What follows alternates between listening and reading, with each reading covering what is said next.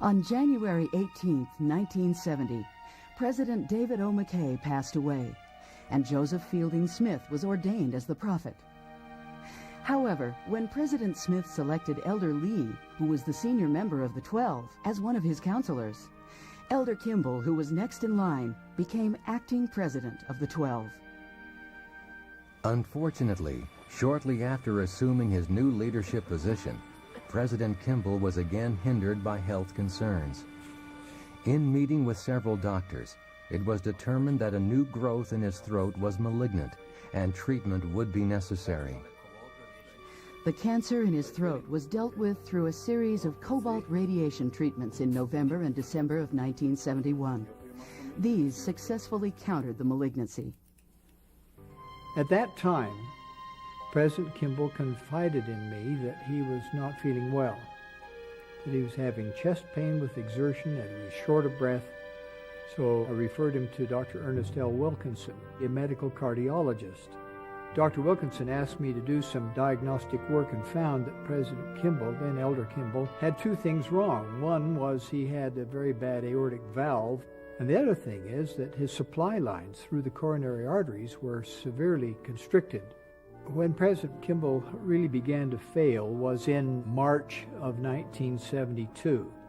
He called a meeting of the First Presidency with Sister Kimball, and then he had Dr. Wilkinson and me there for medical advice.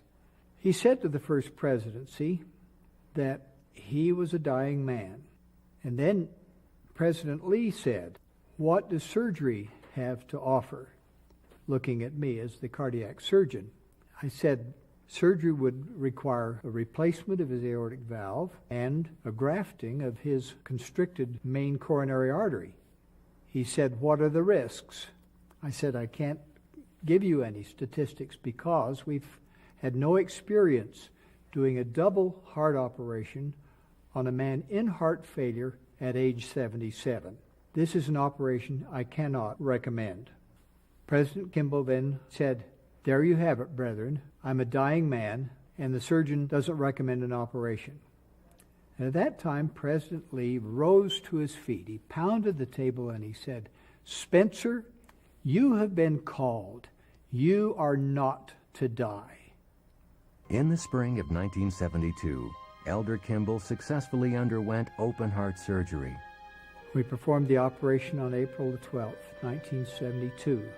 In doing an operation that complex, there are many steps, and things can go wrong. But not one thing went wrong. It was just like a baseball pitcher pitching a perfect game. Everything went absolutely perfectly well. And when we put the paddles on his heart and gave him the shock, boy, his heart took over with great power and energy.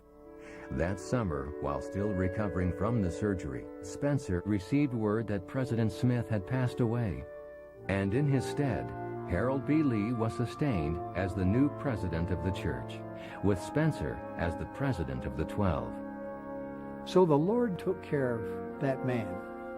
Now I mention this because I think the church needs to know that that very serious decision that President Kimball made really went in the face of medical advice. And he followed the counsel to have an operation only because it was given to him by the priesthood leaders that he sustained. And we as the doctors just watched the Lord work that miracle in behalf of this wonderful man.